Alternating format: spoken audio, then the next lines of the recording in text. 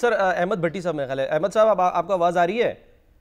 جی بالکل آ رہی ہے. آپ بتائیں ڈاکٹر عظمیٰ مل چکی عمران خان صاحب سے اور کیا کہہ رہی ہیں؟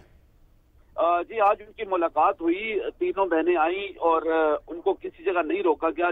فیکٹری ناکہ پر روکا جب ان کو، تو اس کے کچھ دیر بعد پولیس اہلکار ان کے پاس آئے اور ان کو کہا کہ ایک بہن کو ملاقات کی اجازت ہے. لیکن ڈاکٹر عظمیٰ نے کہا کہ ہم تینوں بہنیں جائیں گی. اس کے بعد مشاورت شروع ہوگی جس میں سلطان اکرم راجہ بھی تھے، بیرسٹر گور تھے، باقی لوگ تھے، شاہد خٹک تھے. اس کے بعد یہ طے پایا کہ ڈاکٹر عظمیٰ ہی ملاقات کے لیے جائیں گی، جس پر وہ گئی اور پیدل وہاں سے وہ گئی تھی ڈیرہ جیل کے اندر، اور تقریباً 1.5 گھنٹہ سے زائد وہ ڈیرہ جیل میں رہی. تو کتنا فاصلہ ہے وہاں سے ڈیرہ جیل کا جب پیدل چلنا پڑا؟ تقریباً 1.5-2 فرلانگ کا فاصلہ ہے جہاں سے وہ پیدل آئی ہیں. آپ ان کے ساتھ سلمان صفدر بھی تھے جو وکیل ہیں عمران خان صاحب؟ نہیں، ان کے ساتھ تھے ان کے کزن قاسم خان تھے جو جیل تک ان تک گئے، اور فتح اللہ برکی وکیل تھے جو وہاں تک ان کے جیل تک گئے. لیکن ملاقات کی صرف ڈاکٹر عظمیٰ کو اجازت تھی. ٹھیک ہے. اس کے بعد انہوں نے گفتگو کی کوئی میڈیا سے؟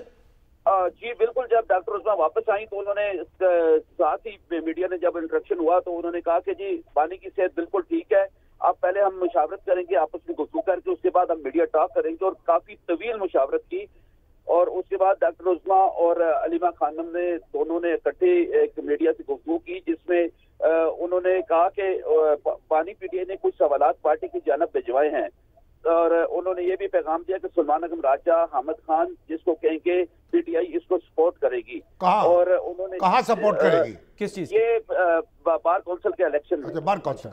بار کونسل الیکشن میں انہوں نے کہا محمود اشرف زئی اور علامہ ناصر عباس کی عزت کرتا ہوں، اور انہوں نے کہا کہ پارٹی اسپیکر قومی اسمبلی اور چیئرمین سینٹ کے سامنے احتجاج کرے، کوشش کرے کہ ان کی بطور قائد حزب اختلاف نوٹیفکیشن جاری ہوں.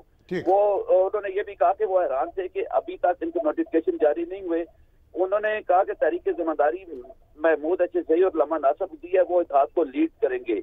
اور انہوں نے مزید کہا کہ بانی نے شاہد خٹک کو جو ایم این اے پارلیمانی لیڈر مقرر کر دیا ہے، اور بانی نے سہیل آفریدی کی بھی تعریف کی اور ان کا فرنٹ فٹ پر کھیلے.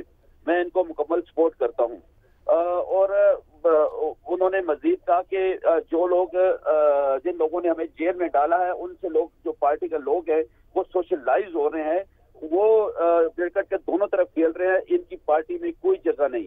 یہ پارٹی کے میر جعفر اور میر صادق ہیں. یعنی ان سے ملاقات نہیں کرنی چاہیے، بائیکاٹ کرنا چاہیے، سوشل بائیکاٹ، قطع تعلق، نہ ہاتھ ملائیں، نہ کھانا کھائیں ان کے ساتھ، نہ پانی پئیں، یہ مطلب ہے؟ جی یہی بالکل یہی مطلب ہے ان کا. اور انہوں نے افغانستان کے حوالے سے بھی کچھ پیغامات بھجوائے جو پارٹی پالیسی کے مطابق بتایا جائے گا بعد میں. اور یہ تو جو کہا جا رہا تھا کہ انہوں نے جیل حکام نے کہا ہے کہ کچھ سیاسی گفتگو نہیں ہوگی اور آپ آ کر کچھ سیاسی پیغامات نہیں دیں گی، تو یہ تو پھر اس کی پابندی نہیں ہوئی نا؟ پھر نہیں، پابندی نہیں تھی اس کی. ان کو ڈاکٹر عثمان نے کہا کہ مجھے تقریباً 20 سے 25 منٹ ملاقات کی اجازت ملی جس دوران ہم نے گفتگو کی ہے، اور اس میں انہوں نے تمام باتیں کی جس میں سیاسی بھی تھی، ان کے صحت سے متعلق بھی تھی، پارٹی کے امور سے متعلق تھی، آئندہ کی تاریخ. یعنی اب وہ دھرنا یا احتجاج ختم ہو گیا جیل کے باہر، اور ہائی کورٹ کے باہر جو لوگ اکٹھے تھے وہ سب رخصت ہو گئے، موٹر وے پر بھی لوگ اکٹھے تھے. ہاں جی، وہ سارا تقریباً چونکہ بہنیں یہاں سے روانہ ہو چکی ہے تو وہ تمام لوگ چلے گئے ہیں، اور اڈیالہ روڈ اس وقت بالکل کلیئر ہو چکی ہے، اس پہ ٹریفک رواں دواں ہے. اور سہیل آفریدی صاحب نہیں آئے یہاں آج؟